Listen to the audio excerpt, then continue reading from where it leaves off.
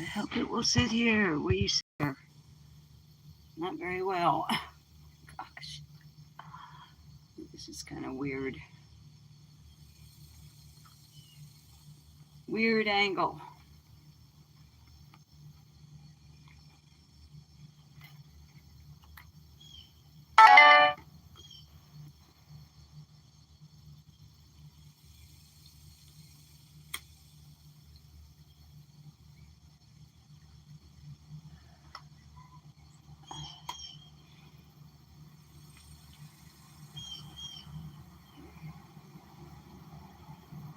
Hey kids.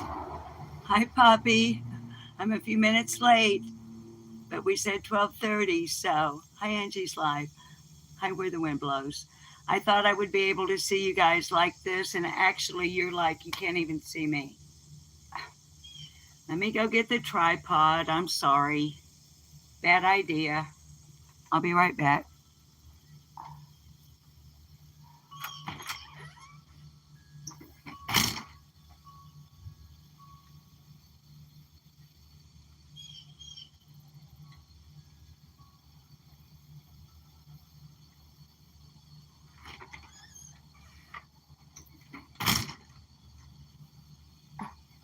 Sorry guys. I literally like have you propped up on the ledge of a little birdhouse, a bird feeder.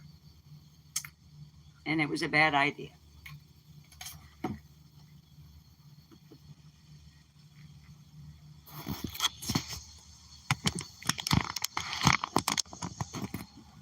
Of course, now I can't see your chat. Hi, Rhonda. Hi, Ramblin' Rome. Thank you for coming over. Ramblin', is Sleuth Mom still running? Honey, I had to start at 12:30-ish because that's when Poppy Red Mustang asked me if I would start today. Guys, as usual, I just need a few puffs before we get started.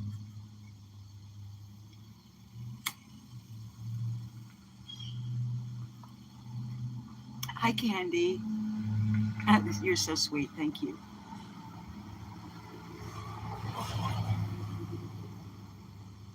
Still in leather. I hope you don't mind.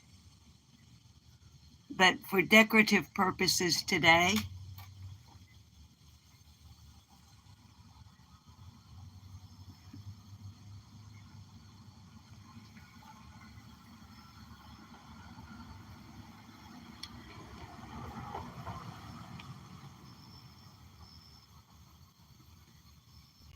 the reason, y'all, if you don't know, the reason I say it is still in leather, I hope you don't mind, she made these.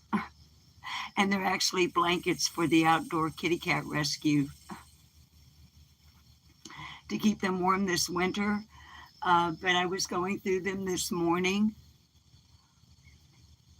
From Mountain Home to Harrison, it's 48 miles, takes an hour to drive there. Totally beautiful. Honey, it is. It's beautiful. And the drive now is not the drive that it was before all the highway improvements and all of that. Back in the day when you just drove, what is it, Highway 62, where it was back then. This is, I love this shirt too. A friend gave it to me. It came from a thrift shop, the Humane Society thrift shop, of course. So guys, we're going to get into our material here in just a few moments. Hi, welcome. I'm Susan.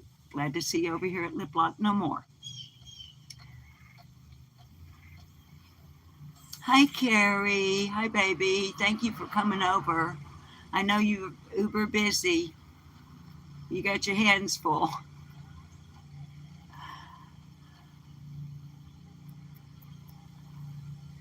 But I'm glad to see you. Well, we chatted forever this morning. Not forever, but back and forth. Hi, Momo Shark. Honey, it's my hair. It's my hair color.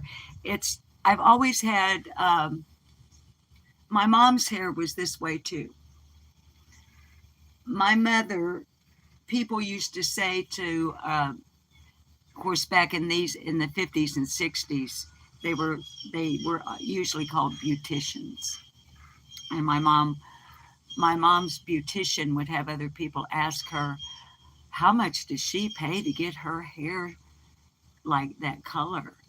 And the beautician would say, she doesn't pay a dime. It's Mother Nature. I've got this one really bright stripe. I don't know how obvious it is, but I've always had this. And when I braid it, because underneath it's honey color. You're crocheting still? Yeah, honey, I do. I totally embrace it. When my oldest granddaughter she was 3, but close to 4.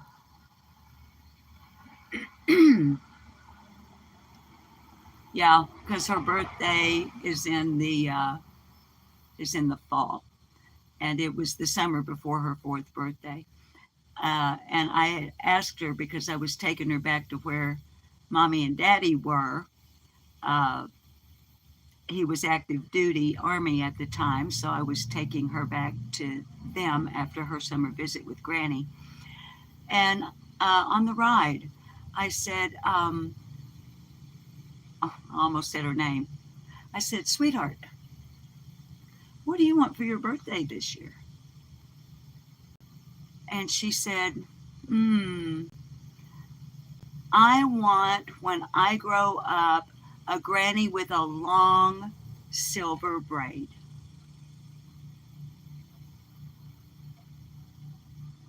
And I said, okay, I can do that. But what do you want for your birthday this year?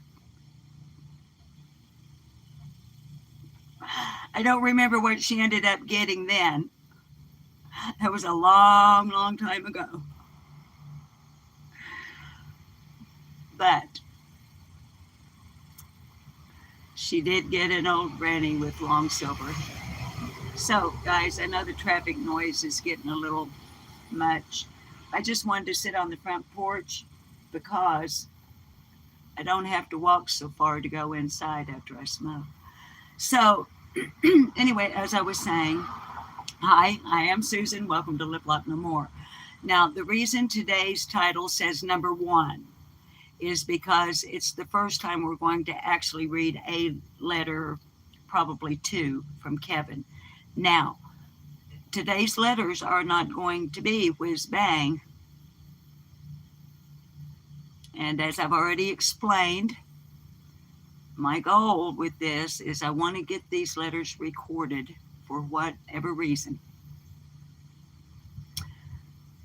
I think, now I read the 2 letters last night. You know, I like to pre-read them because I'm going to have to, as I'm reading, there's going to be a couple of places I'm going to have to say redacted because of somebody's name that he's talking about, that he's in prison with.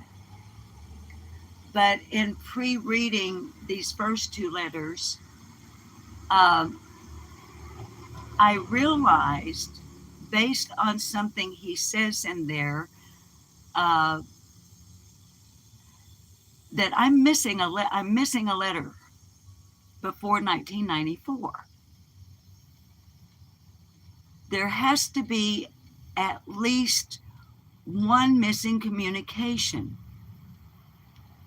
unless he didn't write me back, because, and I think I'll remember to point it out in the letter, he says something like that I still have my visitation rights with him. And here again, this is in 1994, 6 years after his incarceration. So somewhere in there, in these 35 years, I have either lost in the moving,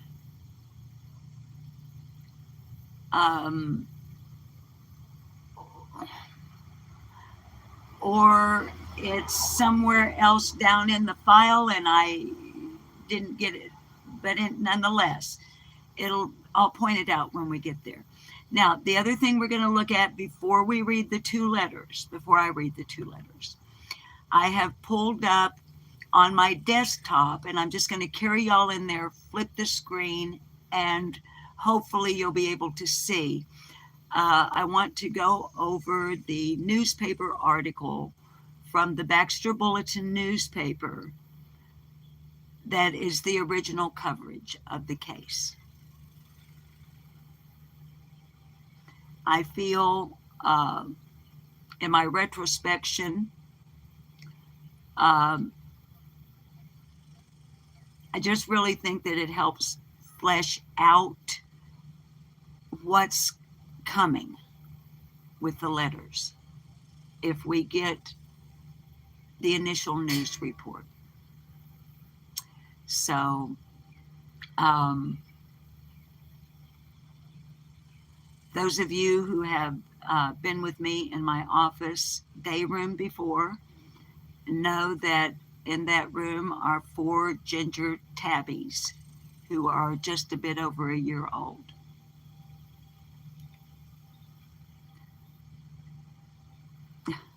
So we're just going to go in there, look at the article from the bulletin, then we're going to go to the kitchen table for the letters. It can get wild. So I hope everybody is having a great day. So far, I've been having a wonderful day. I'm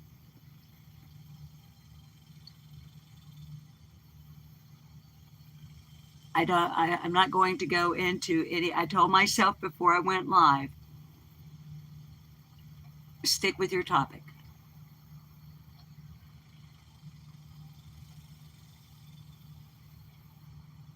Stick with your topic. Because I have been watching a little bit of some channels that I don't subscribe to. So I really don't have any, I have plenty to say, but it's not today's topic. It's for another day. And by then it'll be old news, so it doesn't matter.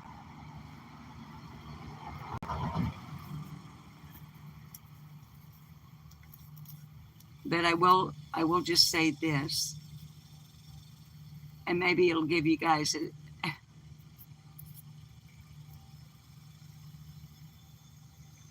Live Block No More is an unmonetized channel. The material that I am bringing in my series, Kevin Burkhart, The Letters from Prison, is absolutely exclusive content.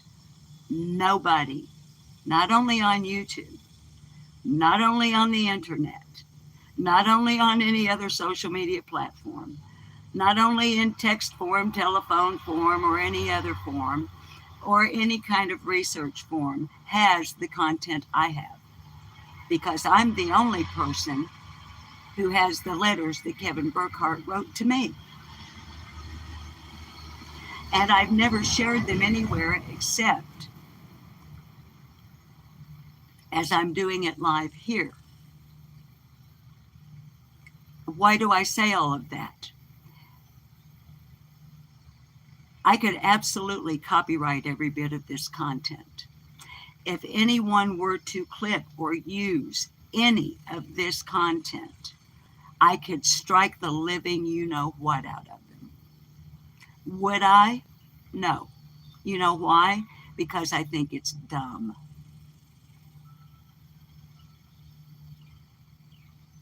They can take any of this content and do anything with it they want, because the live will stand as it was originally presented with no editing. So therefore, if anybody ever wants to see the real deal, they can come over, and I'm just saying all of that because there's this thing going on. I'm going to strike you, you're stealing my content. I think there are some people on YouTube that don't understand what copyright means. I could definitely copyright all of this. As I said, there's not another living, dead, or not born yet human being on the face of the earth that has the content I'm bringing. in this particular series.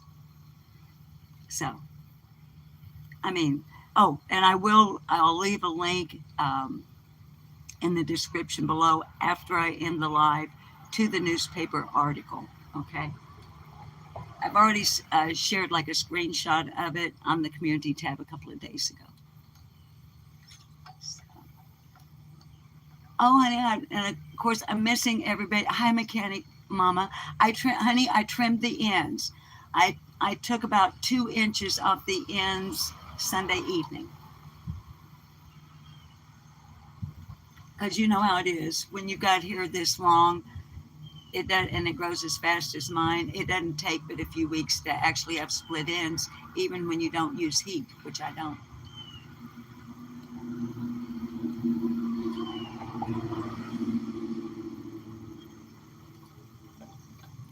So anyway. All right, I'm not going to try to struggle with the water bottle. We'll just leave it out here because I have a soda pop inside. Let me show you. This is what I had you guys. Let me show you what I had you sitting on.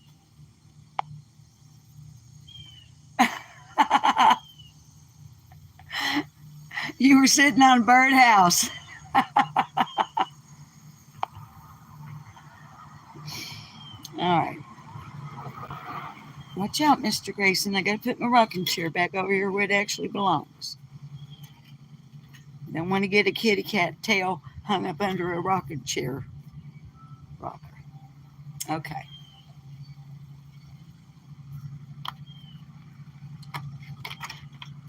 Get that baby down. Guys, I'm sorry for flinging you all around. That's just how it is over here on this channel.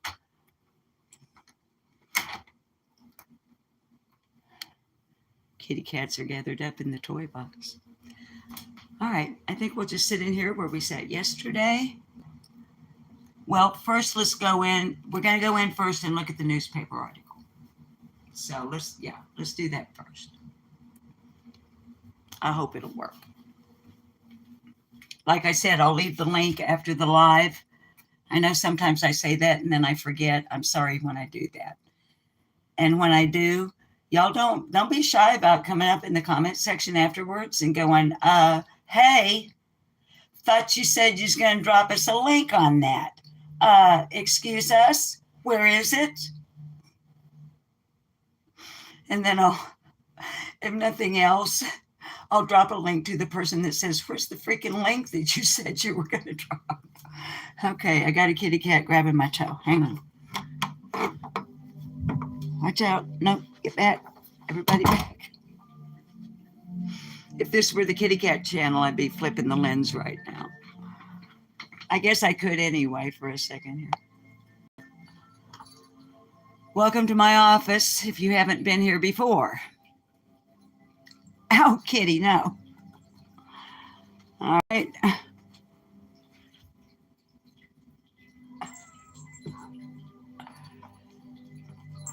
Okay, this is why we're not going to IAC. This is why we will not be doing the live from this room. We're going to read the newspaper article if I can get through it with these crazy animals, because this is not a pleasant or a funny topic. As a matter of fact, we're going to need plenty of trigger warnings. Not as bad as yesterday. We don't need as many as yesterday, but maybe for this newspaper article we're about to read, Carrie, baby, if you would throw us up, and other mods from time to time, if y'all don't care, throw us up. Arthur Wells, get down off of my desk. Guys, I'm sorry. I'm hoping this is going to work out. I mean, see if I can get y'all in here. Hang on. This may be a bad idea.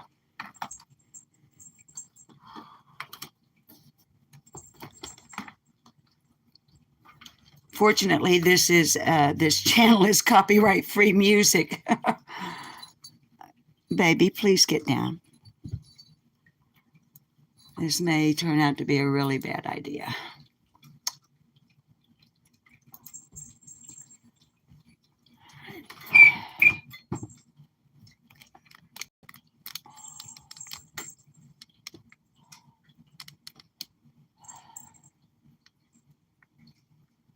All right, now I realize that you guys will not be able to read that, and I've got it as large as I can get it without it spilling over out of frame.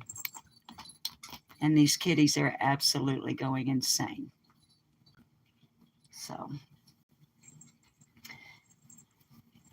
if this becomes too raucous with behavior,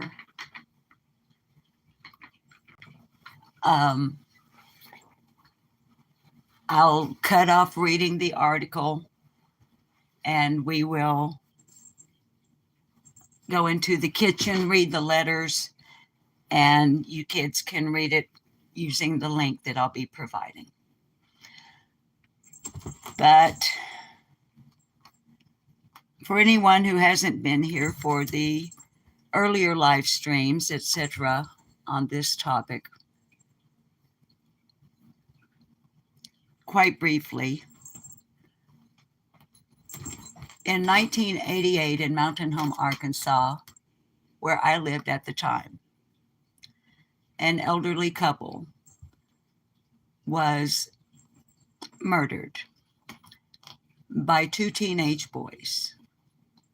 One of those boys was named, or is named, although now he's no longer a boy. It's 35 years later. However, his name is Kevin Burkhart. At the time of this murder, I, as a freelancer, contracted with KKTZ Radio in Mountain Home, Arkansas, and I covered the trials of both of the accused later convicted. Yesterday, we read the second police interrogation of Edward Alvin Morris.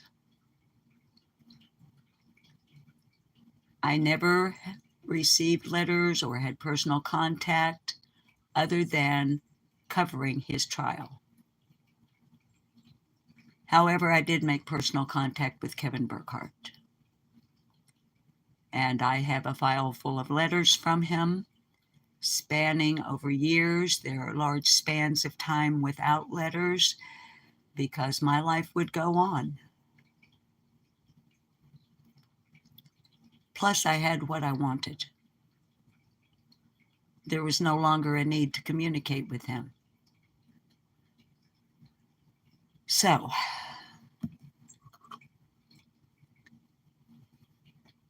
if you will, although I realize that it's going to be boring for you for a few moments to stare at this on your screen, listening to the kitty cats in the background, I will show you this is the Baxter Bulletin, Mountain Home, Arkansas, Friday, July 1st, 1988. Volume 87, number 191. Copyright 1988 by Baxter County Newspapers Incorporated.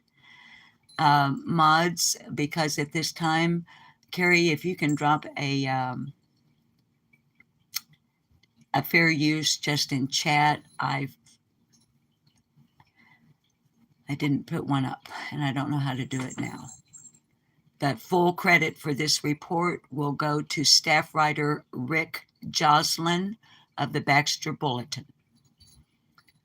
Headline: Elderly couple found dead in their Cynthia Square home.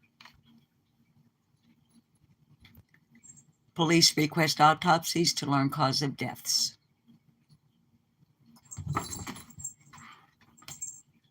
Here again, I apologize for the kitties. As a quick digression before I begin to read, I did mention to you guys yesterday during the reading of the interrogation of Edward Alvin Morris that at several points, Sheriff Joe Edmonds of Baxter County, Arkansas at the time was, he didn't have much patience with Edward Alvin Morris. This is Joe Edmonds. He was my friend. Okay, here we go.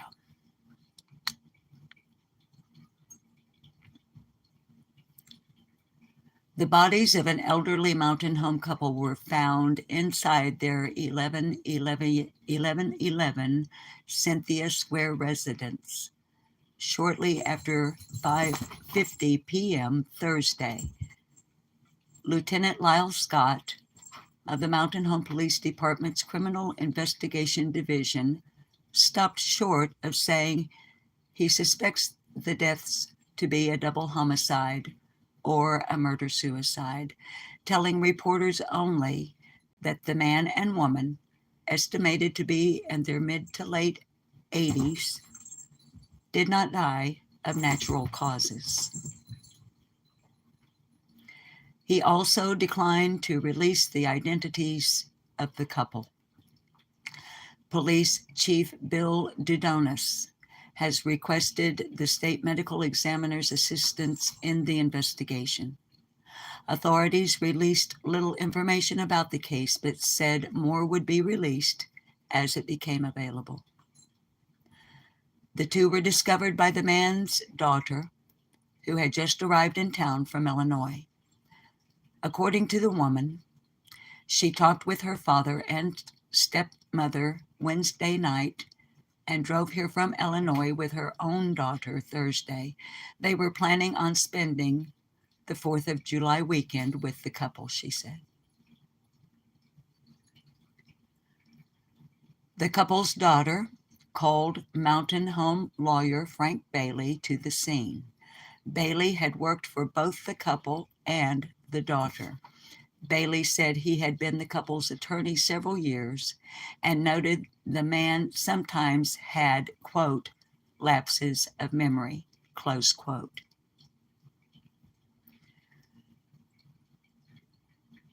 Viewers, so far I know every single individual named in here. Every single one of them. Was friends with every single one of them. Law enforcement, attorneys, so on and so forth, just so you know. I beg your pardon. Continuing on.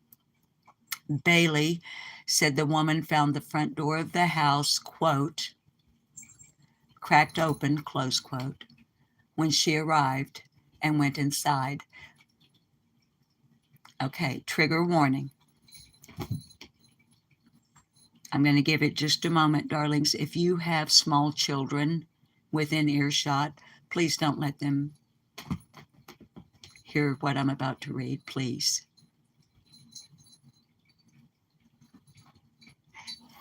Okay. Going on now. There in the living room was the body of her stepmother, quote, by her chair, close quote. The man's body was found face down in the kitchen, quote, by the stove, close quote, the lawyer said. According to Bailey, a television inside the house was playing and a tea kettle was, quote, still on the stove in the kitchen, close quote.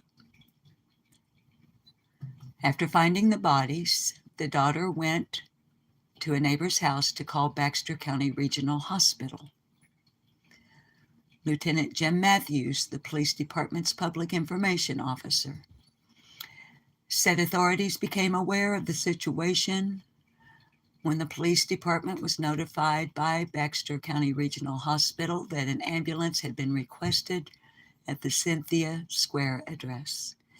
He said Patrolman David Small, accompanied by Arkansas State Police Trooper Mark Blankenship, went to the house where they found the two bodies inside the house. Investigators interviewed neighbors to determine if they may have noticed anything unusual.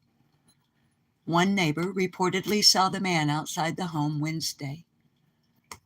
Another resident reported seeing lights inside the couple's home turned off about midnight, while another, apparently awakened by a storm, reported seeing lights in the house about 3 a.m. Thursday. Mountain Home Warrant Officer John D. Tyler, I went to school with him, none of the neighbors reported hearing any unusual noises. Lawmen found several days' mail in the couple's mailbox across the street from their home. Baxter County Coroner Elton Kirby said the cause of death was, quote, unknown, close quote, and the state medical examiner's office in Little Rock had been notified. An investigator from the medical examiner's office was en route to Mountain Home Thursday night to secure the bodies for autopsies. As the investigation continued into the night, lawmen were still at the scene. Taking part in the investigation were city police, the Baxter County Sheriff's Department, and Arkansas State Police.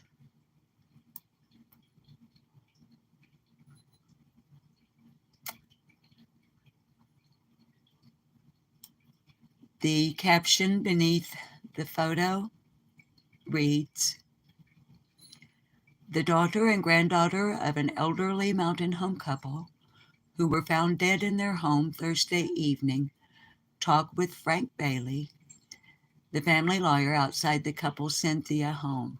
You guys, you know what? I was wrong. I told you that was Joe Edmonds, because I thought that was a badge right there on his belt. Hang on.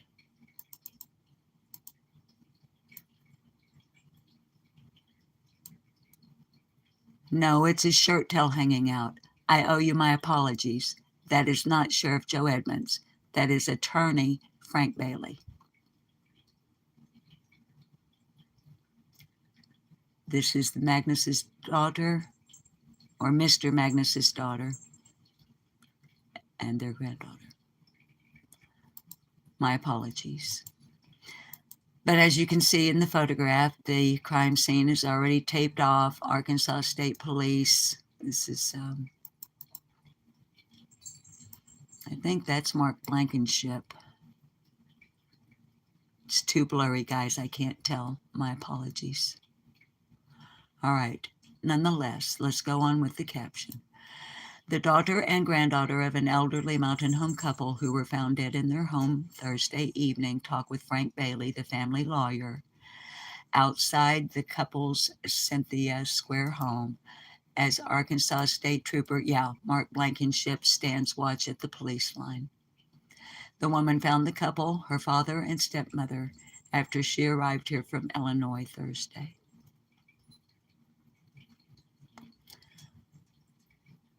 Lawmen checked the couple's mailbox, where they found several days' worth of mail. There's Joe. See why I thought that was, they look. They could be twins almost. That's Joe on the right. I don't know if you can see my little thing. That's Joe Edmonds. With his back to us is Major McPherson. I loved him. He was a great guy. And Mark Blankenship. All right. Sheriff Joe Edmonds, County Investigator Major McPherson, and Arkansas State Trooper Mark Blankenship. The photo credit goes to Rick Jocelyn, who is also the staff writer who presented the article, you guys.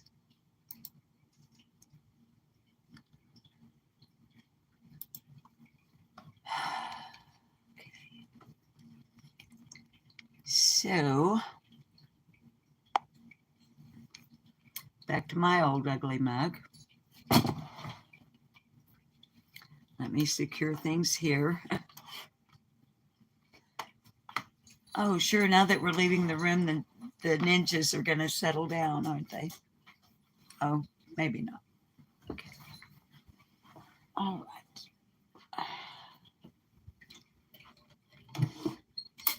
We've got 43 folks in here. Thank you, guys.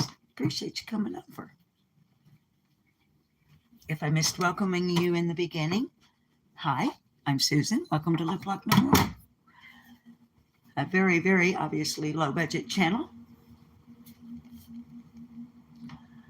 I've got StreamYard and all that, but I do not like being tied to my desk chair.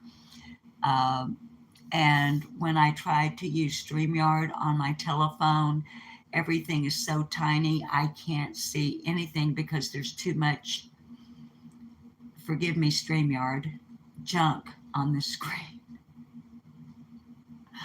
So a lot of times if I don't have something to like literally like screen share. Okay. Now let me turn the air conditioning off so we don't have that hum in the background.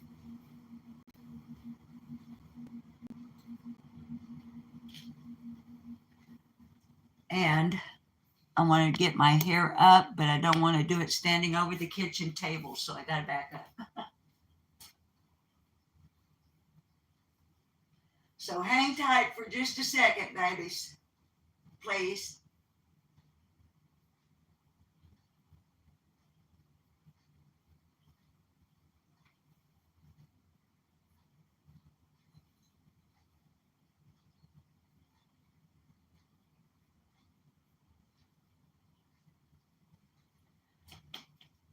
Okay, now then, that's better.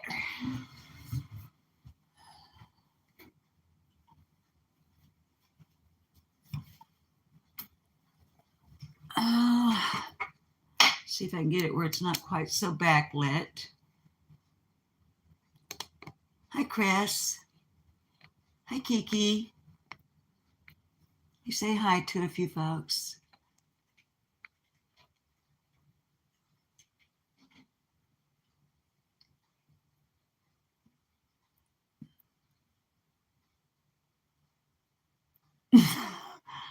I'm not doing the Letitia knot today.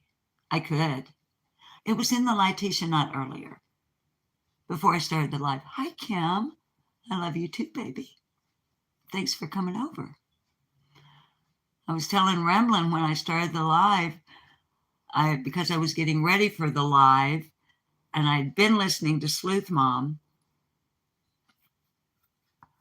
and I had told Poppy Red Mustang yesterday that I would do today's live at 12:30 because that worked best for Poppy Red Mustang. So at 12:30, I was like, you got to go live no matter who's live. Hi, Lena James. Well, honey, all you've missed is we've been on like 38 minutes according to this counter. And the first 10 minutes or so of that is me saying howdy to everybody and coming inside. And we just read, or I just read to you guys, the initial article from July the 1st, 1988 from the Baxter Bulletin. And sweetheart, feel free to rewind if you want to, or there's going to be a link in the description below after I end the live stream to that article that you kids can go over. Okay. No, honey, I did not know the Magnuses. I had never heard of this couple. Once again, I didn't turn my notifications off. I'm so sorry. One of these days.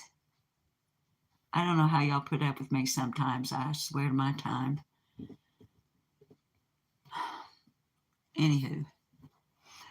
No, honey. In 1988, I mean, I'd have to Google it to get the exact population, but in 1988, I was co-owner and operator with my, at the time, husband of an audio video production house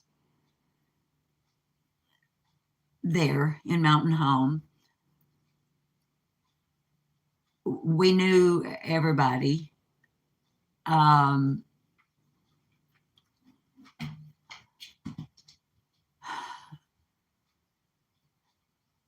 I had already been, I was trying to think. I had already been the news director and news anchor on the local TV station up there, which is now defunct. It's not there anymore. It was cable.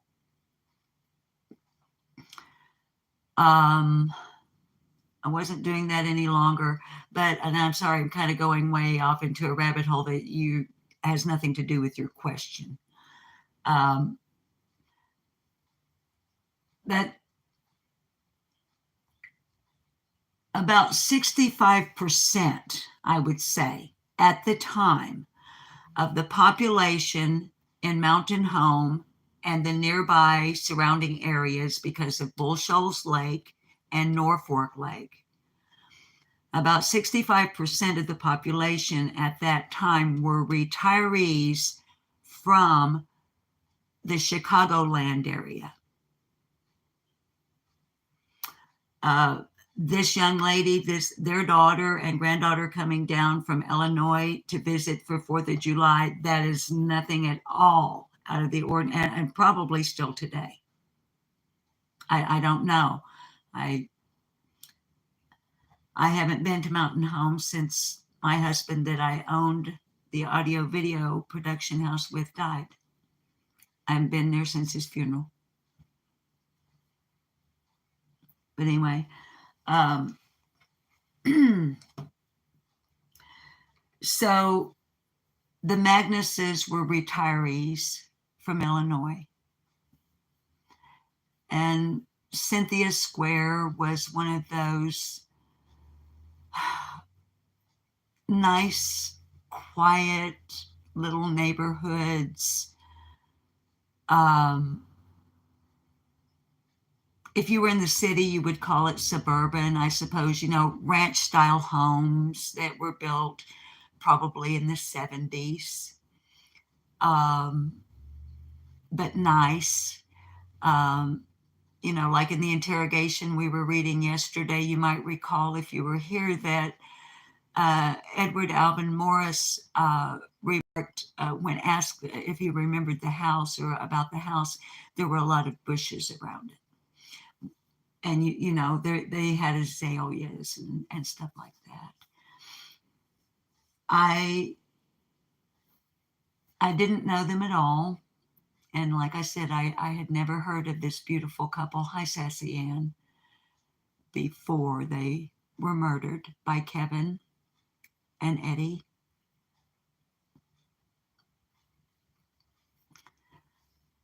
I learned about them through the people who knew and loved them during the trials, through testimony. They were loved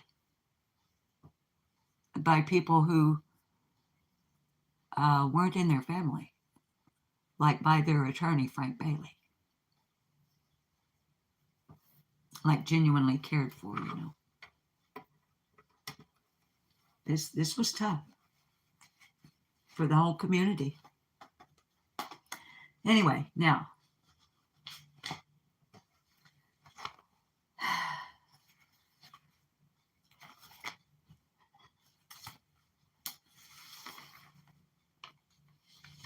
you kids know, or if you haven't been here, you don't know, I've taken the letters out of their envelopes. Well, I still have some in here. These from the, I just dropped all the envelopes. It's okay. These from the 2000s, I left in their envelopes. The ones that I have pulled out, we're not going to read all of them today because we've already been on here 44 minutes. Let me just pick these up real quick. Hang on.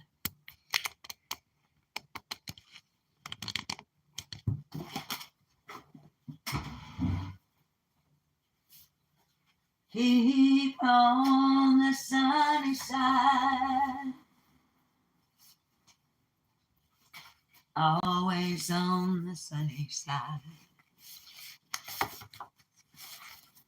Keep on the sunny side of life. Quit making all kinds of noises on a glass tabletop where people might have earbuds in on the other end. All right, let's get reconnoitered here.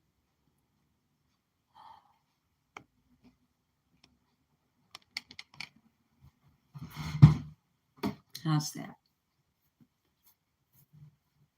Okay.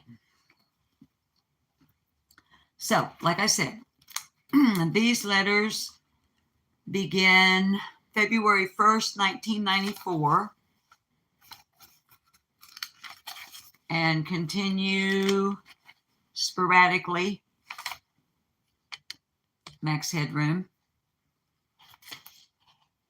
through May 8th of 1997.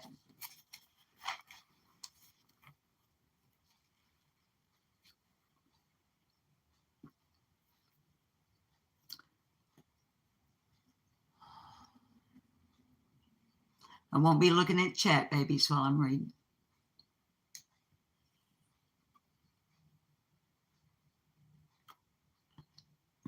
Clogged up.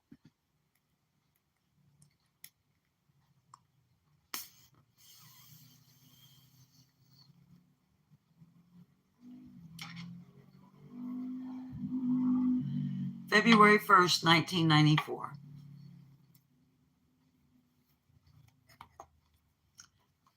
Dear Susan,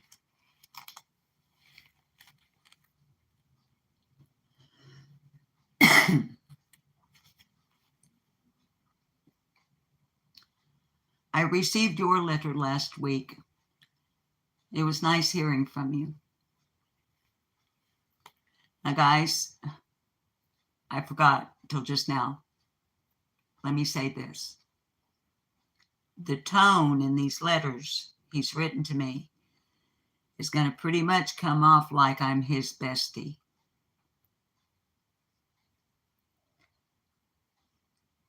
When you do what I do, there are ways you have to do things and ways you have to say things, and it's a very delicate line to walk. When you're writing letters to a convicted capital murderer serving a life sentence without parole and wanting him to feel comfortable, not so that you can use or abuse. I have Kevin's permission.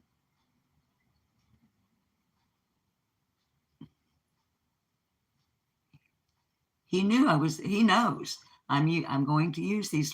He's known all these years these letters were going to eventually be publicly released.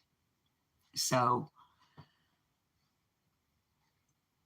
that's not what I'm getting at. What I'm getting at is in his letters to me, there will be places where he will say things to me that you might scratch your head and go, what did she say to him to make him say that to her? Like, for instance, maybe my kindness.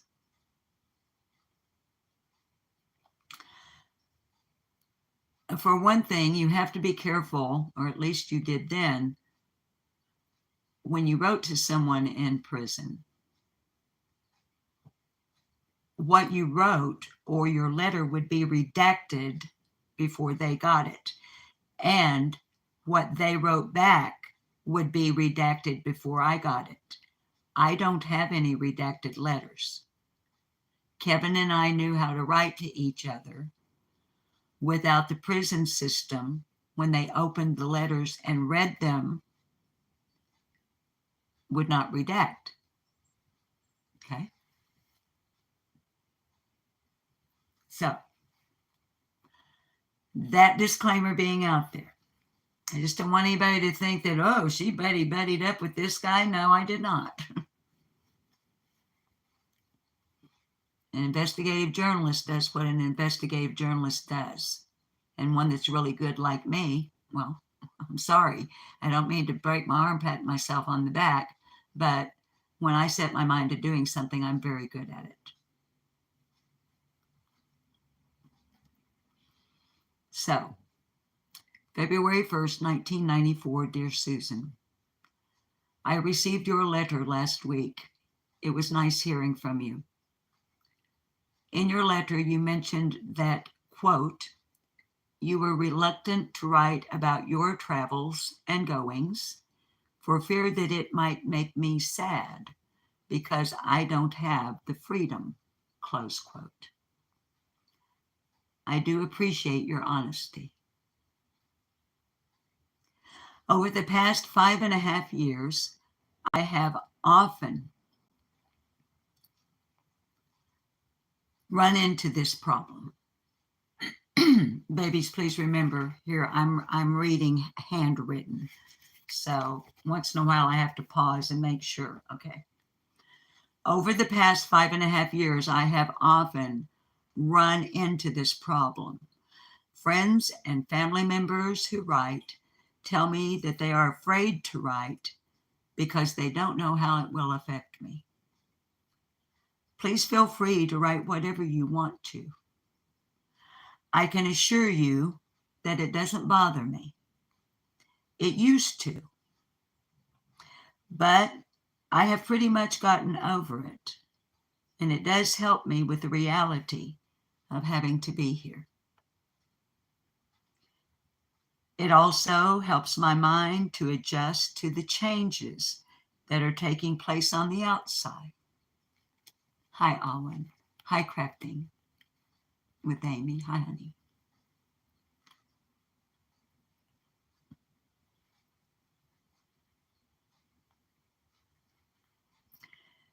It is hard putting into words exactly what I want to say.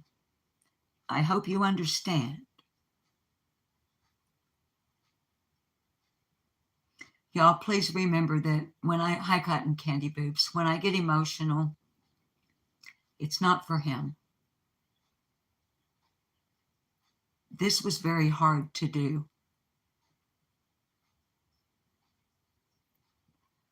And it kind of is triggering. So please don't mistake any emotional that I'm crying for Kevin. I'm not. I cry for the Magnuses. Hi, Esther. Okay.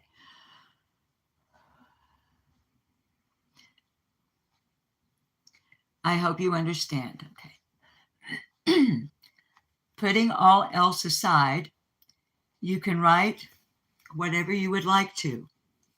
Now, Kevin wrote, okay, so we have,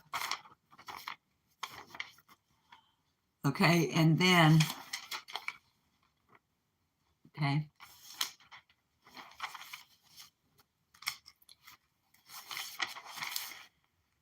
It won't offend me.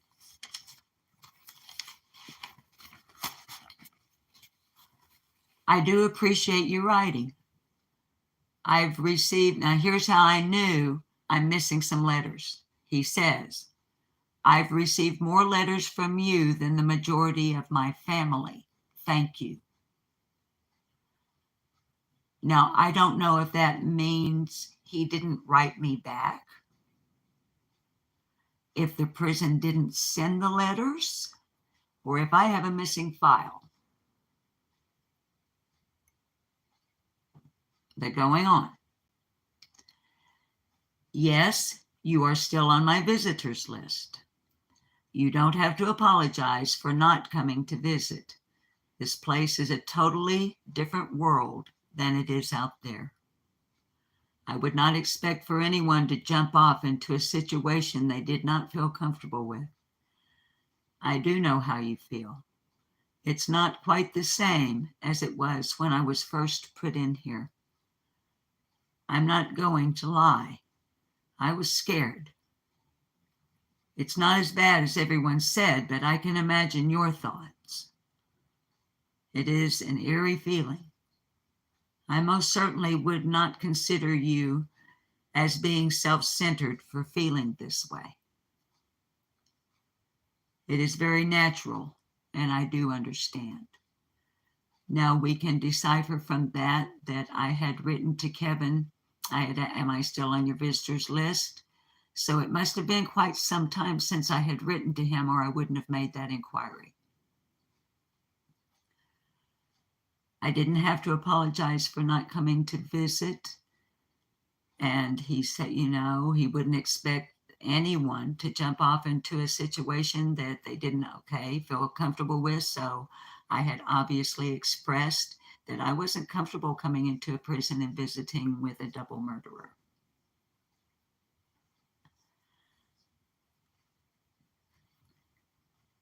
His final sentence on that is, It is very natural, and I do understand. Going on.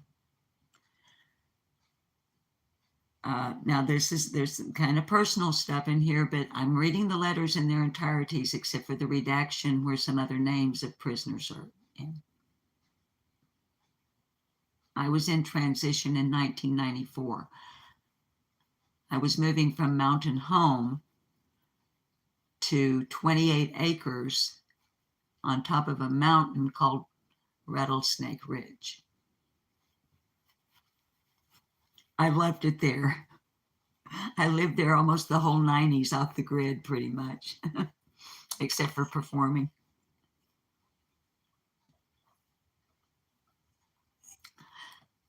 That's when I was a contract performer for the Department of Parks and Tourism and an elder hostel coordinator. All right.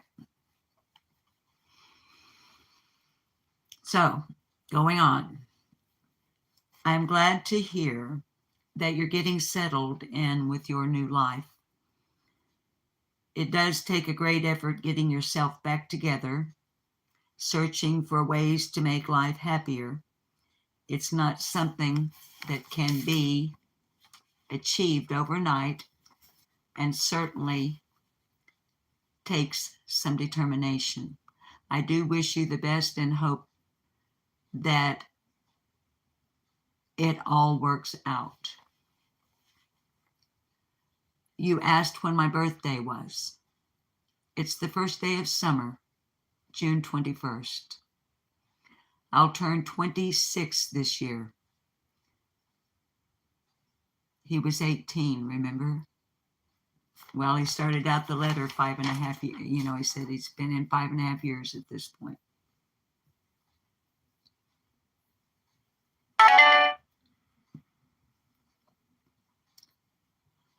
I'll turn 26 this year, and it sure doesn't seem like it. Time is sure flying by.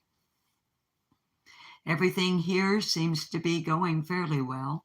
I am still on the same job assignment I've had for the past 2 years as the field major's porter. I still have my own room, which makes it a lot easier dealing with life in here. I guess I do have it better than the majority of the inmate population. I mind my own business and don't have any hassles from anyone.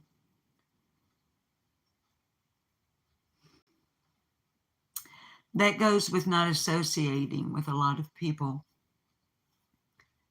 There are some things in here, but if they see, I'm sorry, not things, thugs. I beg your pardon. There are some thugs in here, but if they see that you'll stand up for yourself and aren't weak-minded, then they'll leave you alone. This place isn't like they show prisons to be on TV. It's a lot different. And then to the back.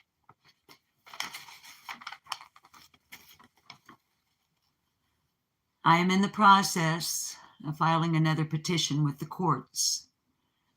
It's a writ of habeas corpus to the federal court. I have someone helping me with it, and he's pretty smart about the legal system. Redacted, put together my last petition for a Rule 37 to the Supreme Court.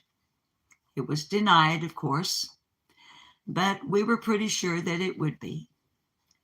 We had to file it in order to exhaust all of our remedies on the state level. We've done that. Now we can continue to the federal system. Now, guys, I told you guys in the beginning that I would not be able to read these letters all the way through and not have some commentary here.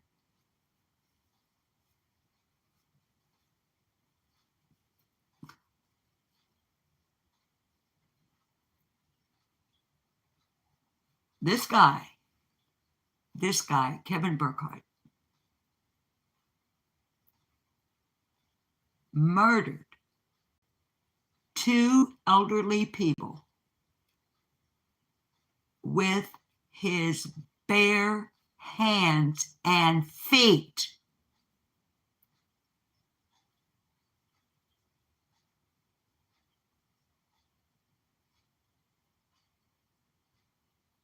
But he's working with Redacted in 1994, 5.5 years into his life without parole sentence for capital murder, 2 counts. This is what, is it any wonder our court systems are so overloaded? When you have everybody from a murderer who knows how to go through the system with a writ of habeas corpus and a petition for Rule 37 to the Supreme Court, knowing it will be denied, doing it in order to exhaust everything at the state level in order to get to the federal level. I'm not going to cuss.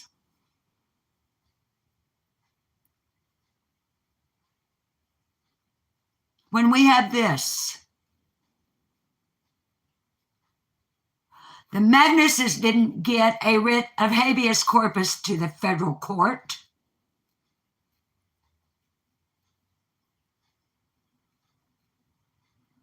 Mr. Magnus's daughter and granddaughter didn't get a petition for Rule 37 to the Supreme Court.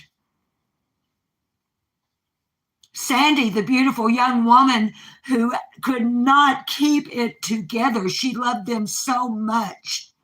On the witness stand, she could not maintain emotional balance. She didn't get it. She didn't exhaust the system so that she could continue into the federal Supreme Court. To get what? An appeal? Yes, exactly.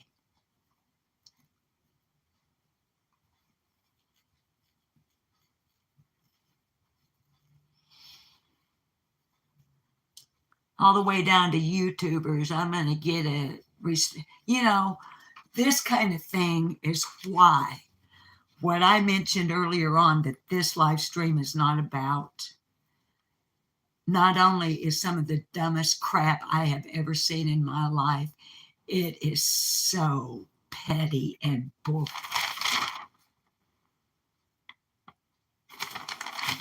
I'm going to get a restraining order. I'm going to get a cease and desist. I'm going to sue you. I'm going to do, good God Almighty. There are people out there killing people with their bare fucking hands and tying up the court system to get an appeal, and you, petty,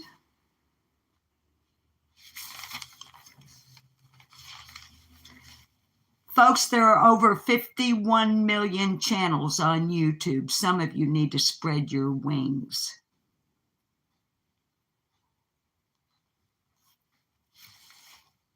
I'm sorry, I apologize. I sincerely apologize for losing my temper on a live stream.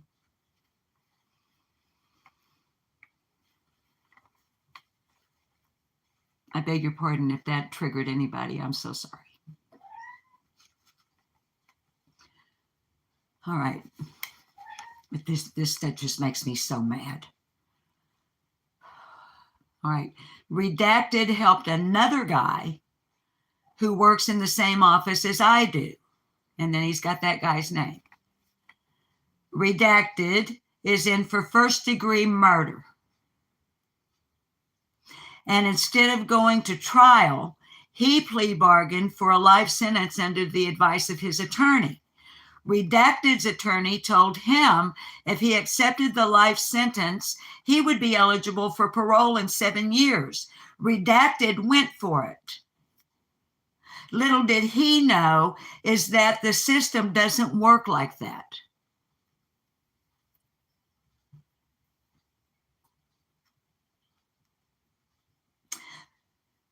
Anyway, Redacted was able to get Redacted back into court, and they've appointed Redacted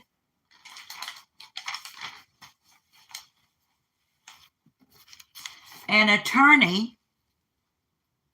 They've appointed, redacted, an attorney, a first-degree murderer.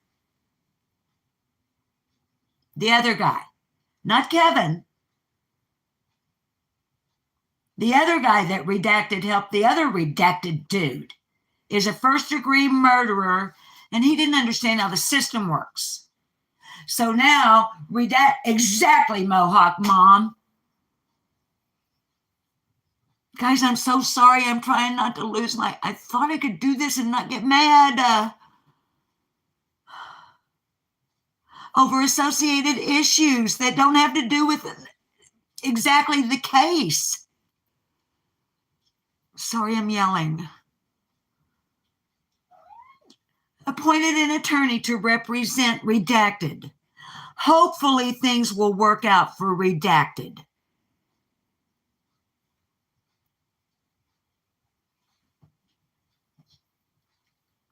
Y'all, I've been a taxpayer in the state of Arkansas since 1975.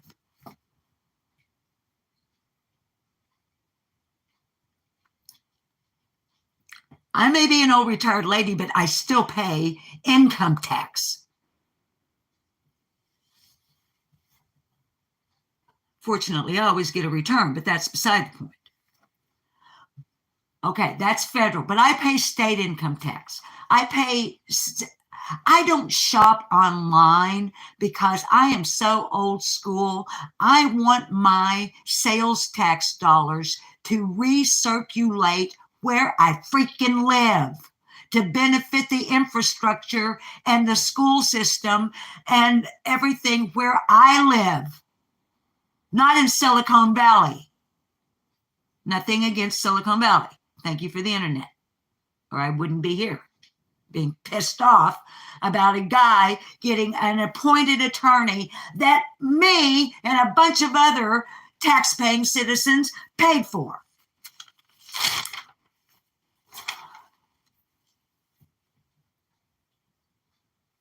All right, we're almost through this one. I'm sorry.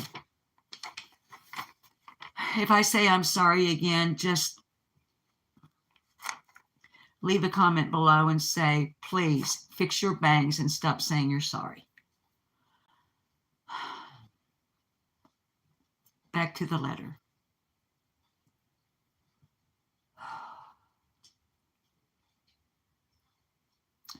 Crafting, honey, I'm sorry I can't read the chat right now. I want to get through this, but I will read your chat after it uploads later. It takes a long time on this channel because of what I talk about for me to get live chat.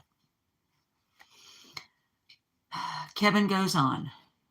Right now, this petition is about 79 pages long. Redacted said it is going to be the biggest one he's ever put together. There were a lot of errors made during the trial.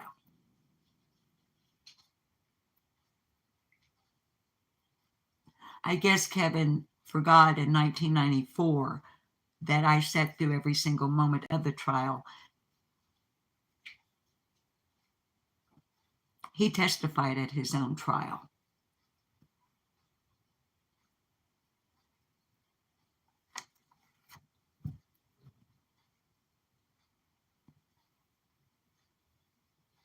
Folks, if you're ever arrested for anything like jaywalking,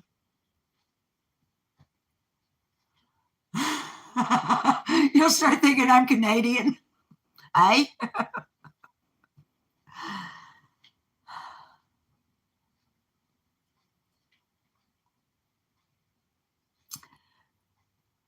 Even if it's just for jaywalking, and you kids,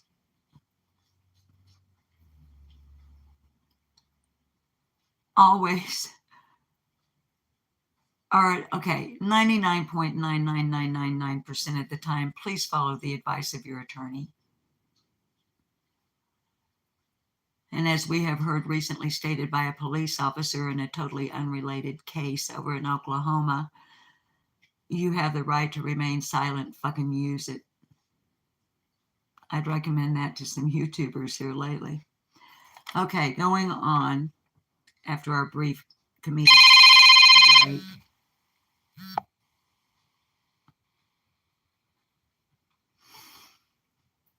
All right. A lot of errors made during the trial. Part of them were made by the judge, the prosecutor, and the defense attorneys. In a trial, you can't have everything perfect and things can get complicated.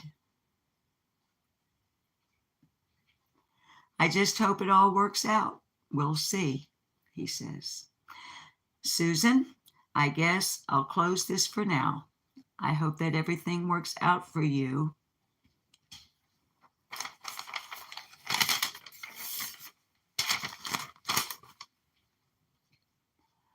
Love, Kevin.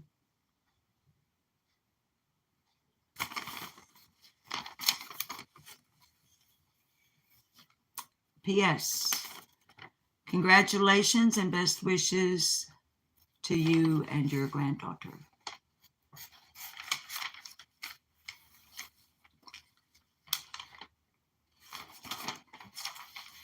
I guess I said something about my granddaughter. All right, so that is the end of that letter.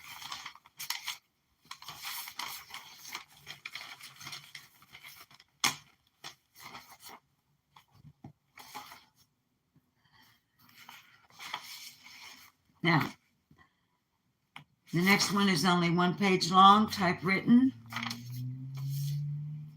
It is from October 24th, 1994. That one was from February. That means, I guess I was taking some time getting settled into my new life. Now, babies, here's the thing.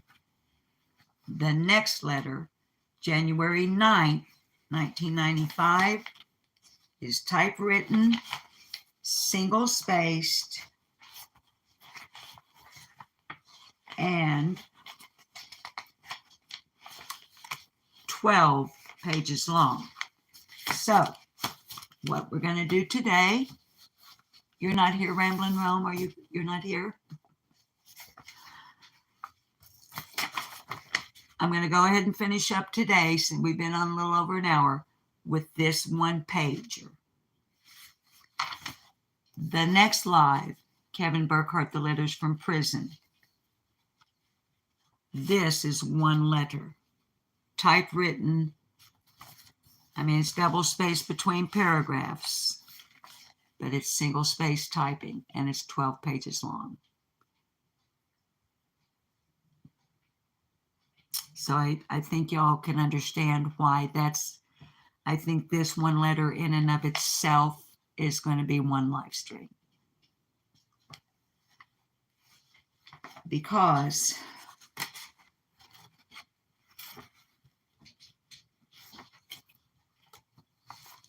I haven't read ahead, on this one. I've only read ahead what I was going to present today.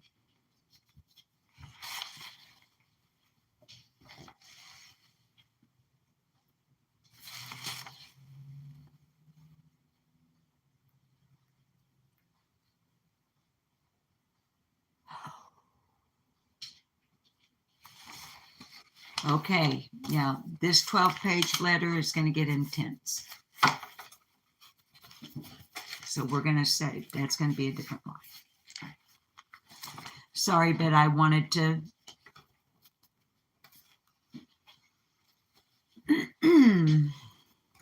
okay. Yeah, we're all avoid. It was a spam. And as usual, I don't know. It's so rude of me to not remember to turn my notifications off. If you're wearing earbuds right now or headphones or what, I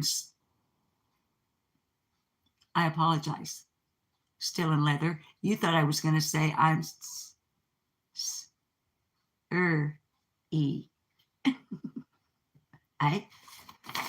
Now, let me give you a little different view.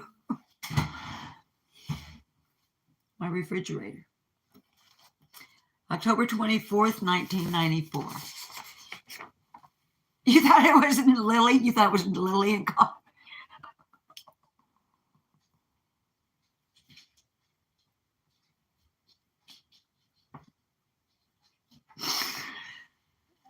I have a bunch of Rocky the Squirrel videos from Lily, and I need to start posting some of them over on the other channel. I've been re-immersing myself in this. And guys,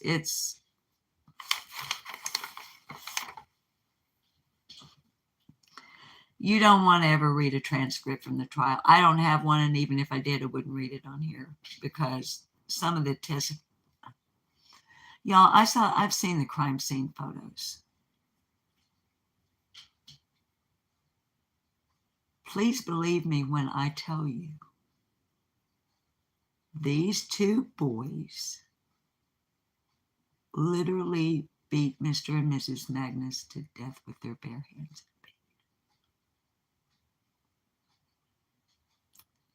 Mrs. Magnus was still seated in her chair.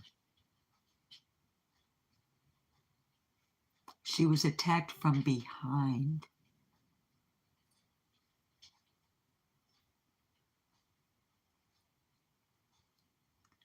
So re-immersing myself in these letters has brought back so many, and there are things I don't remember. Right, like the other day, I said Norman Wilbur, defense attorney, my friend Norman Wilbur. I said Norman Wilbur, and then later on in the live stream, I called him Virgil Wilbur. I guess I was thinking of the Wright brothers. I don't know. So, you know, and there are things that, I mean, have totally escaped me. But then Kevin will write something in one of these letters, and it'll be like a little switch gets flipped in here, and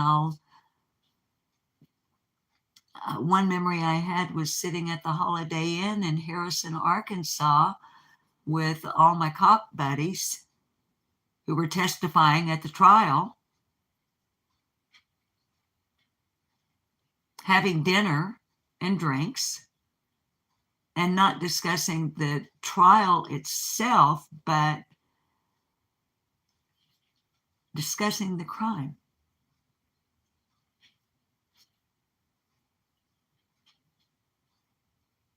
Just, okay, enough of that.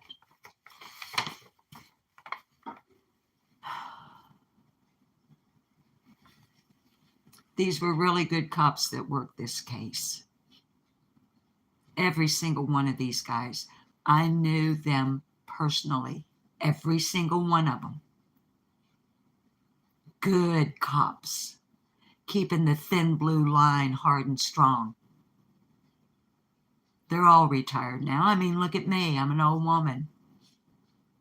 I'm pretty sure there ain't no 68, 69, 70, 71, 72, 75-year-old cops out there running around. But these guys made an arrest. Okay, the Baxter Bulletin article we read, remember the date? July 1st, 1988. Yesterday we read Edward Alvin Morris's police interrogation. Do you remember the date? And he was arrested where? In Florida? July the 5th, 1988. 4 days later.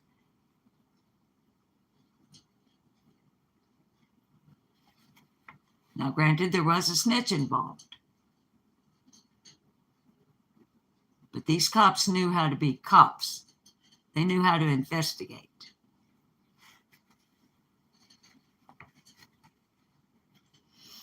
All right, this is one of those letters that's just, okay.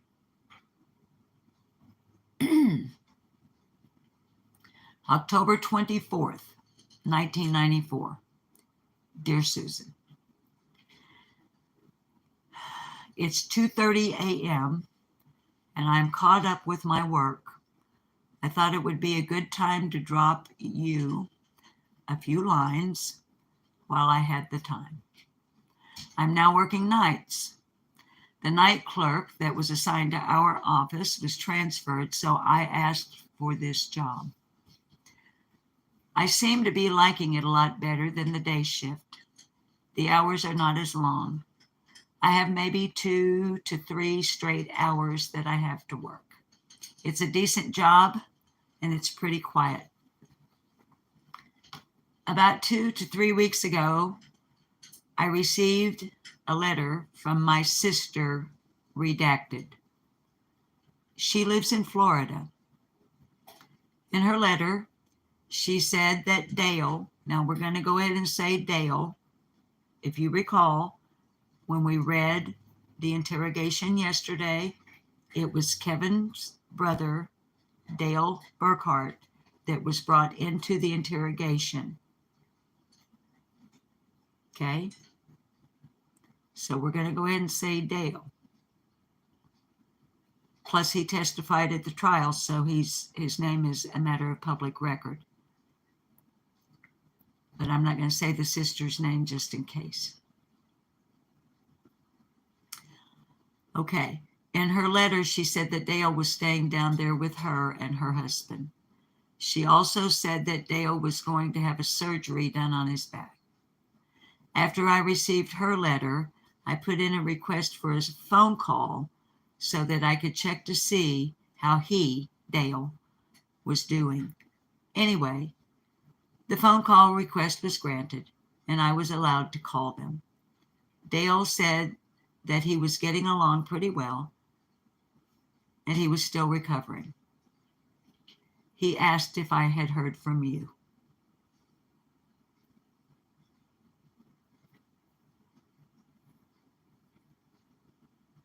I mentioned to you guys yesterday. Yes, Mohawk Mom, he sure did. Dale gave them the information they needed. And when Edward Alvin Morris was confronted with that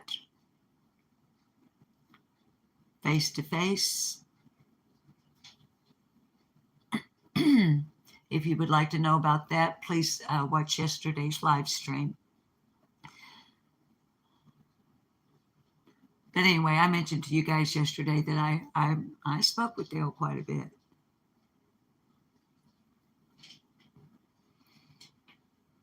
During court recess, during lunch, during, after court, in the afternoons when they were leaving, and at both trials. Okay, anyway, let's go on. Okay, he asked if I had heard from you. I told him that it had been a while, but I was planning on writing to see how you are doing. He is supposed to be dropping me in a few lines. I was only allowed 5 minutes to speak to him and redacted, and I forgot to ask him what had happened to his back. The 5 minutes sure went by fast. The last time I had seen Dale was when I was at Tucker. Now, Tucker is Tucker State. Well, here in Arkansas, we call them the state pen. There's Tucker State pen. There's the Varner unit. There's Cummins. I think, okay, I'd have to pull up his record, which we will on another day, and I've already shared it on the community tab. But you guys can easily just put in your Google search bar if you want to, Kevin Burkhart, Arkansas State Prison. And he'll pop right up for you, or at least he does for me. But, okay, the Tucker prison, I don't know if it still was at this time, but it was one of those way back in the day that was like the prison in the movie Cool Hand Luke with Paul Newman. I mean, I thought that would come up since it came up yesterday. But, I mean, literally, like barracks, almost like military, not Quonset huts, literally, frame, wood frame barracks, and it was a working farm. Uh, Seems like back in the 60s and 70s at Tucker, seems like they farmed like peas, maybe soybeans, maybe sorghum. And like they processed all of this stuff there, maybe cotton. But it was a working farm penitentiary. So he just said, what did he say about Tucker? The 5 minutes sure went by fast. The last time I had seen Dale was when I was at Tucker.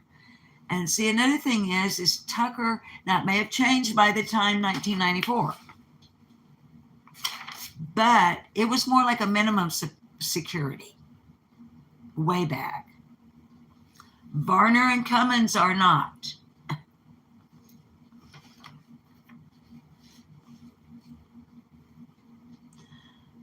Okay, so when I was at Tucker, and that was quite a while ago, Kevin goes on to say to me, it's still a little early, but I wanted to say happy birthday.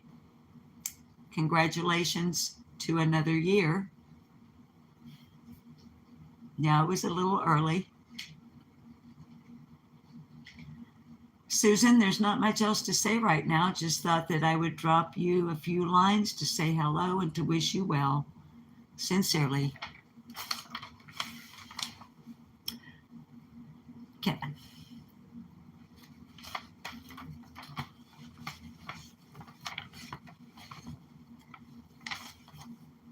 Babies, that's all I got today.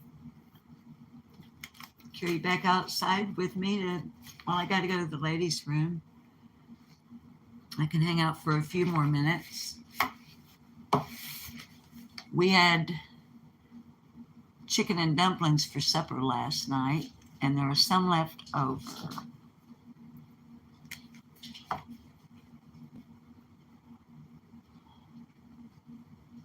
You can sound like, you can tell, can you tell? I'm usually quite responsible about the thawing out. I have a pork tenderloin in the refrigerator, and it's 2 o'clock. I'm gonna be in trouble. No, Bob's not that kind of guy. He could come in and I could say, honey, I'm not in the mood. I don't want to cook. Or I don't feel like it. Bob's the kind of guy, he'll say, well, what do you want? And I'll say,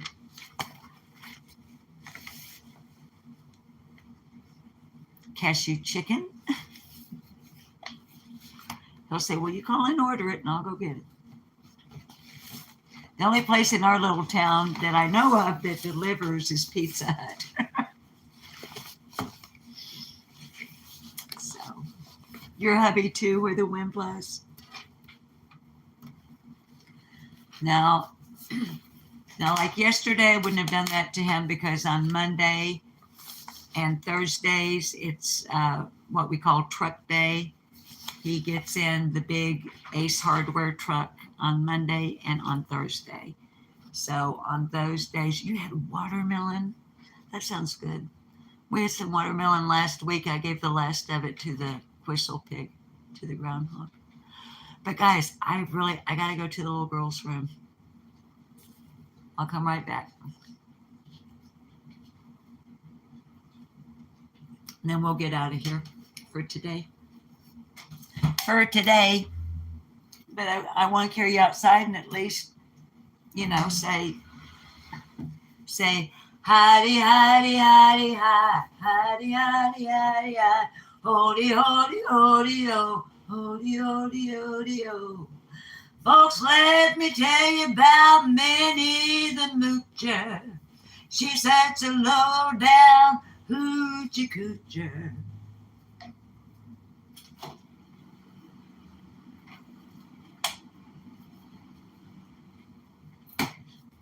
I'll be right back.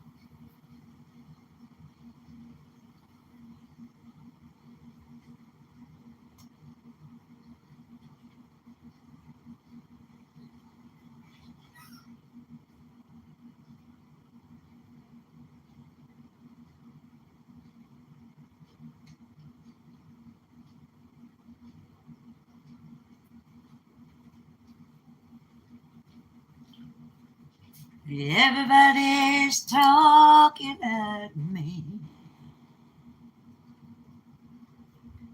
I can't hear a word they're saying. Only the echoes of my mind. My gentleman neighbor is mowing his field.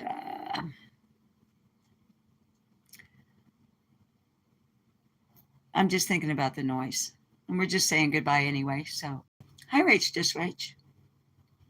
People stopping staring. I can't see their faces.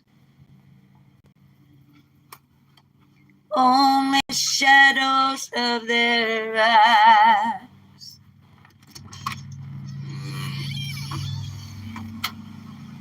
I'm going where the sun keeps shining through the pouring rain. I'm going where the weather suits my clothes.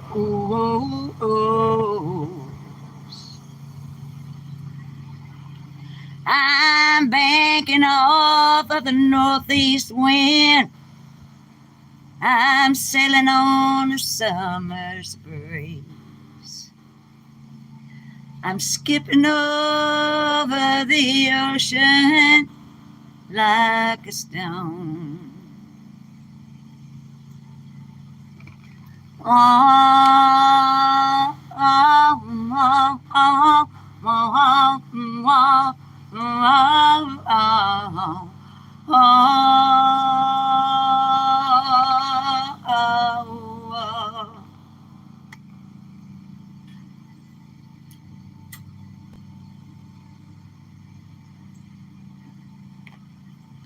I'm going where the sun is shining through the pouring rain.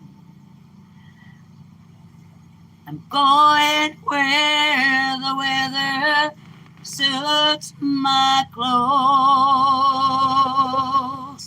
I'm banking off the northeast wind, sailing on a summer breeze.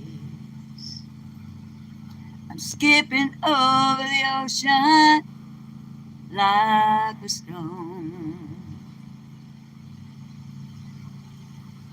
I love you guys. Oops, I better be careful how far I lean over. You might see something you wish you hadn't seen. That's Mr. Grayson. He's the newest rescue here. Got 3 more we need to get caught up and get neutered, but so.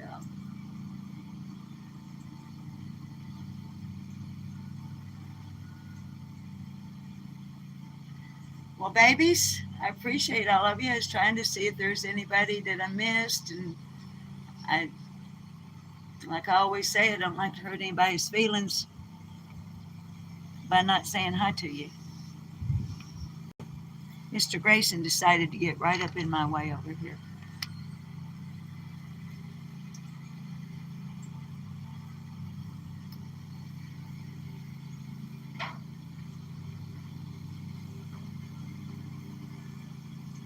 What flowers are blooming? I have some red salvia, commonly called coxcomb around here. Got some morning glories, which of course aren't open right now. It has been so hot that a lot of things where the wind blows are just kind of like saying, no, we're not going to bloom. Hi, sassafras. But my pecan trees are loaded. You have a princess, Grayson? They found the little boy. Honey, I saw something this morning. You talking to let you know they found the little boy safe. I haven't been covering him but I have been seeing, and thank you, yes, Lord above. Your grapes are loaded. Where the wind blows, I have my fig tree is like being totally non-cooperative this year. And growing up into my fig tree, I think it's muscadine, but it's not graping. I don't know how to grape. I've never tended grapes. Emmett, I could remember Emmett. Emmett Mahala of Tennessee has been located safe. Thank you.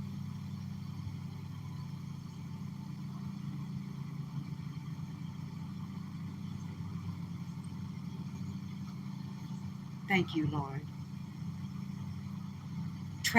Yes, I love Trevor. He's awesome. That's what AC. Thank you for saying that. That's where his muscadine is a type of grape, honey. They grow wild up here in Arkansas. I'm sure they do in other places as well. But you can be walking out in the woods up here in Arkansas, get way out in the woods, and there'll be grapevines this big around, hanging down from old trees and whatnot. In this day and age, if you can get out far enough. But uh, when I was a little kid, I can remember walking down the dirt road from our house to Aunt Faye's, and there was this one spot I couldn't hardly wait to get there because I knew them grapes were going to be hanging there, and I'd pick them off. I'd eat them with the dust from the dusty road on them. They were so sweet. Muscadine wine, homemade, not by me, not by my mama either. She was a teetotaler, but there were others.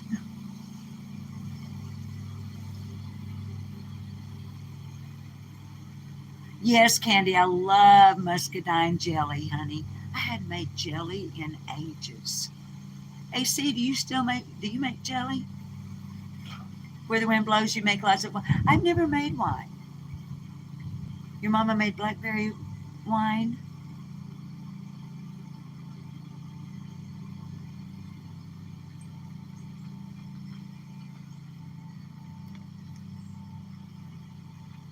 Fox grape jelly.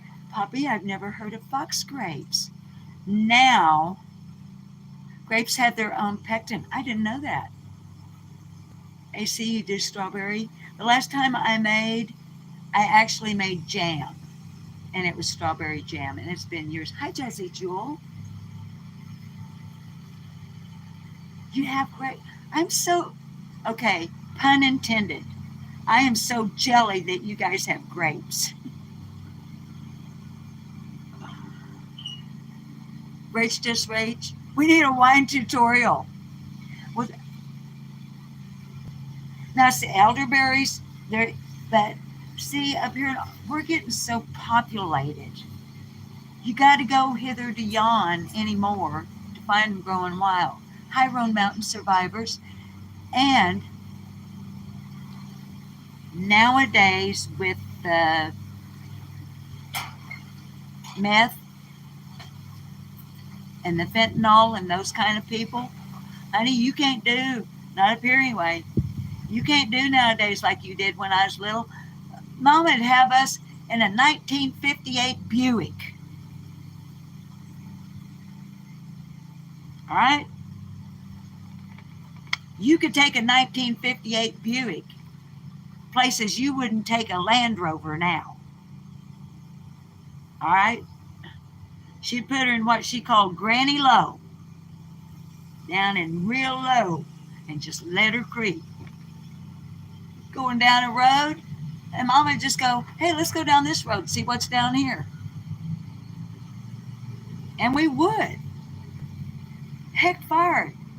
All kinds of cool stuff. I wouldn't do that now. You couldn't pay me to go out yonder like that now. I can't take my grandbabies out like that. I can't take my grandbabies on an adventure out in the woods. And I ain't the paranoid type.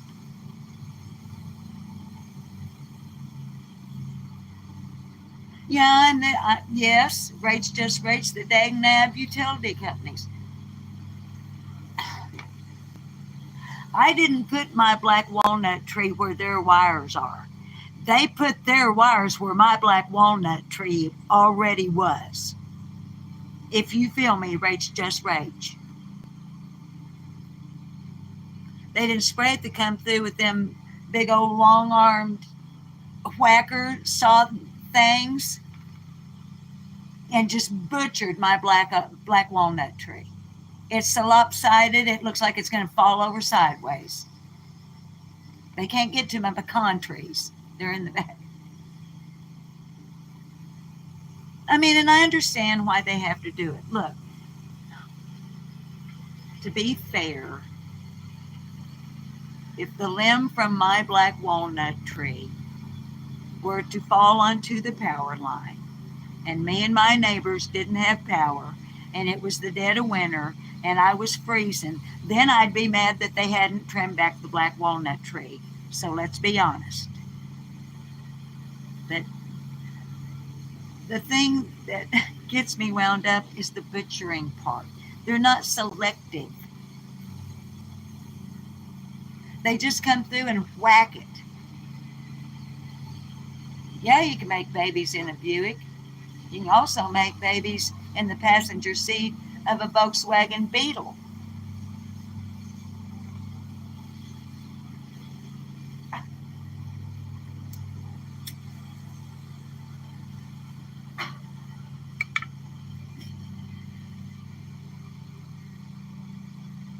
Mama told me not to come. This is the craziest party there could ever be. Don't turn on the lights, because I don't want to see. You can keep calling.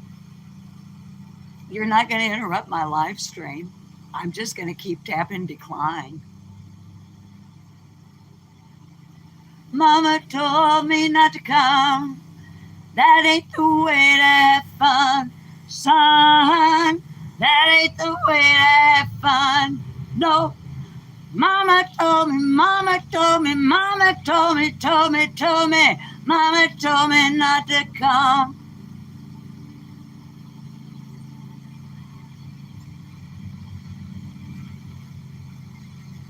Who y'all reckon that is? It just says spam. I don't know anybody named Spam. Do y'all know anybody named Spam? What is spam? Okay, S-P-A-M. It's got to be an acronym for somebody on YouTube, I'll bet you. It's got to be. Dang, nad them YouTubers. I heard somebody up here on YouTube the other day. It was the other morning, to be a matter of fact. And that woman said, I hate this place. I hate YouTube. And I said out loud back to my phone, because she couldn't hear me, and I blocked in her chat. I said, Jody Sue Brown, if you hate this place so bad, why don't you just hush up and quit? Who starts a live with, I hate this place? I love YouTube. I have a blast on here. Okay, who is it? Who do you think, guys? Spam is I don't know's cousin. I think you're right. I don't know who's on first. What's on second?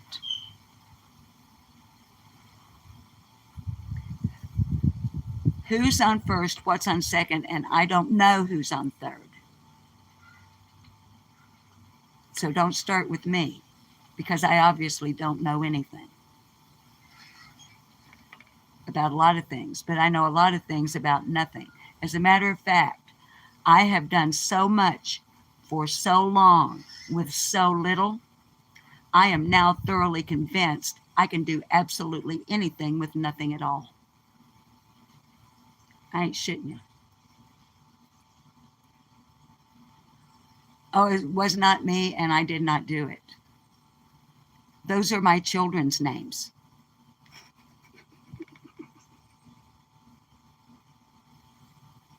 If you got kids, you know what I mean. Wasn't me. I didn't do it. I don't know.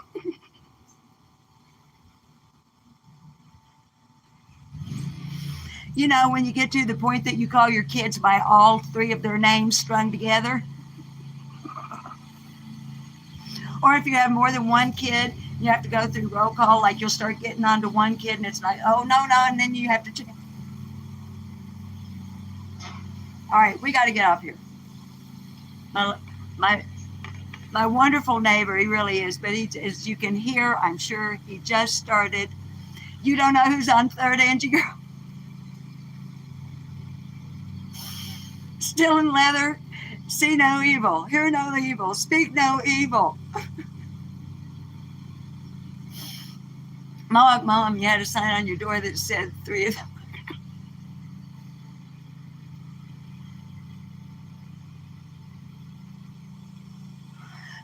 My mama had a sign over the back of her toilet that said, we aim to please, you aim to please.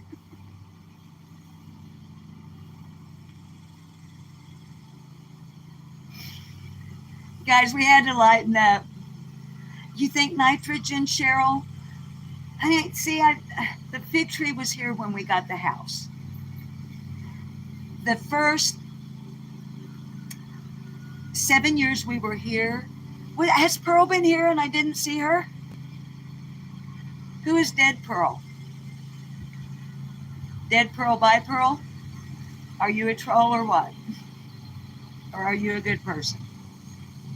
Mods, I leave it up to you. You're the ones reading the chat.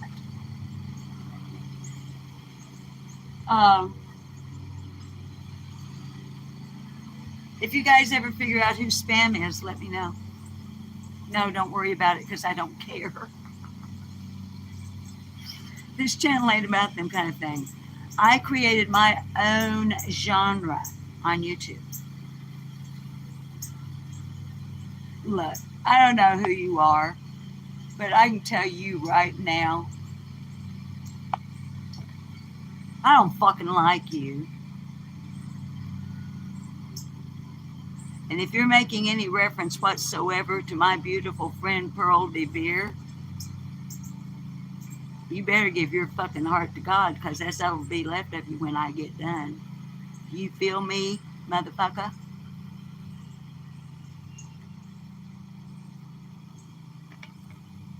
You the one calling me? Who you work for? Tim Mullen, Benny Keys, Tiffany Marie, Smiley Story, who, Mr. Holder? Who do you work for? Come back, Carlos Martinez. I miss you. And where the fuck is Green Eyes? Who needs to have his butt over here in this chat?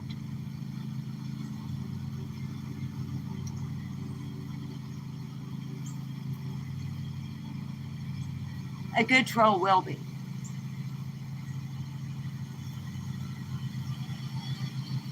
Not like that. Oh, and guys, that black alien that Flies had to block yesterday, saw him in other chats yesterday.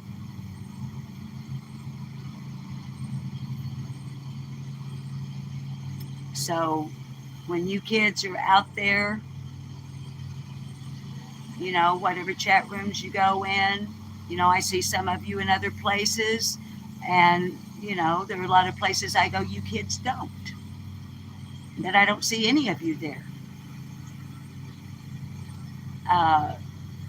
But, you know, kind of keep your eyes peeled for this black alien, because they are nasty. If you mod in other chats, keep your eyes peeled for black alien. Nasty, nasty. I mean, extreme violation of terms of service. Okay? So.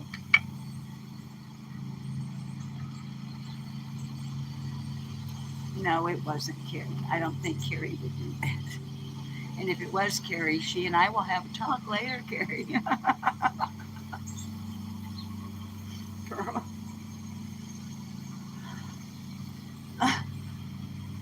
You never seen Where the Wind Blows? Well, honey, it just started yesterday, as best as I know. If they were around before yesterday. I mean, it's got to be a sock account. that somebody's, look, we all know, come on, everybody that,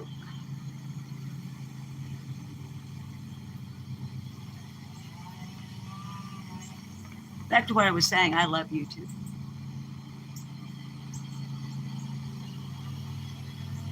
I have fun on here when we're having fun. I enjoy the interaction with the chat. You haven't seen them either, Sassy Ann? Okay, Becky. I saw them.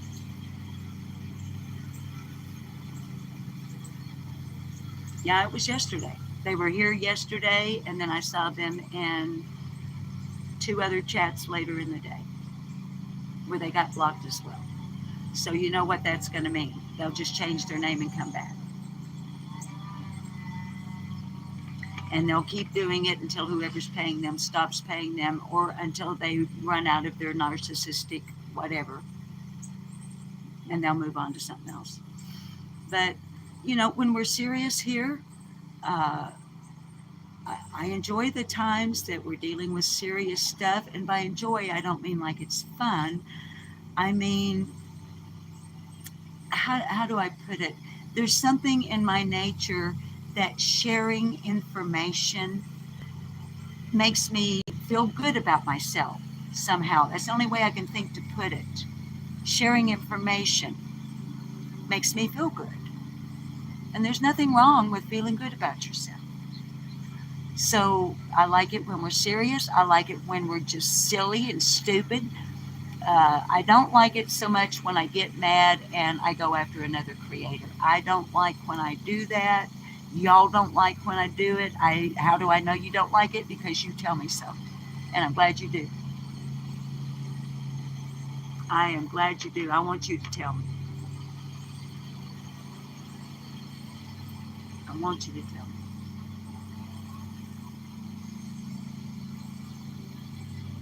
You know, so anyway, all right, we got to get out of here. So,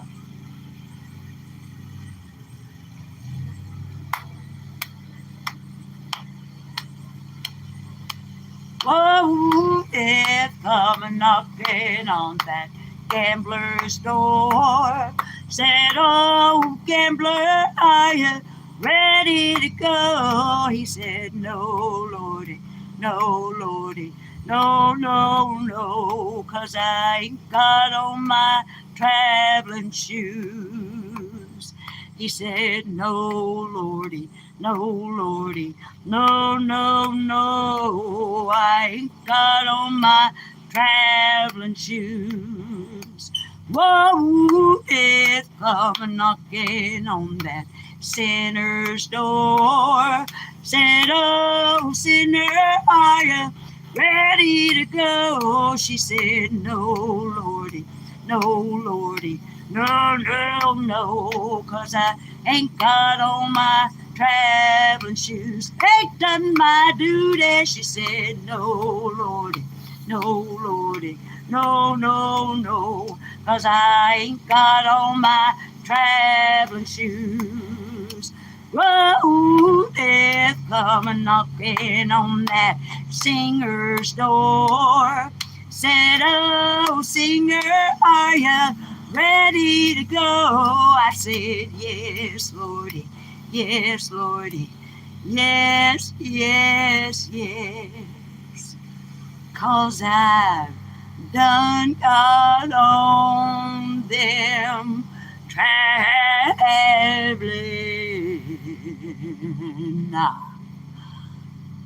shoes.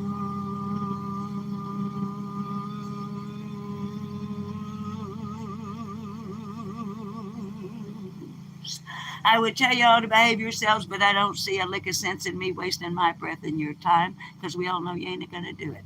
So go have you some fun, always remembering the universal hand sign. Thumb to the palm, 4 fingers over. That person is telling you, help me, I am being held against my will. Dial 911, or if you are not in the U.S., the local emergency number. Try to keep them in your line of sight. Do not approach. You could put the person in danger. once law enforcement arrives, you step aside and let them do their job. You've already done your part. Now go do something positive and good with your day. Always remember to be kind one to another. It doesn't hurt you one damn bit, and it doesn't cost you one damn dime. And it'll come back to you tenfold when you expect it the very least and you need it the very, very most. Thank you all for being here. I hope to be back live tomorrow, continuing with our letters. If I don't come on live, you will have a community post letting you know when I will be back on. I got to do something for furry felines. I've been neglecting them. Okay. I love you, babies. Now, you don't have to go home, but you ain't staying here. Now, get out of my house.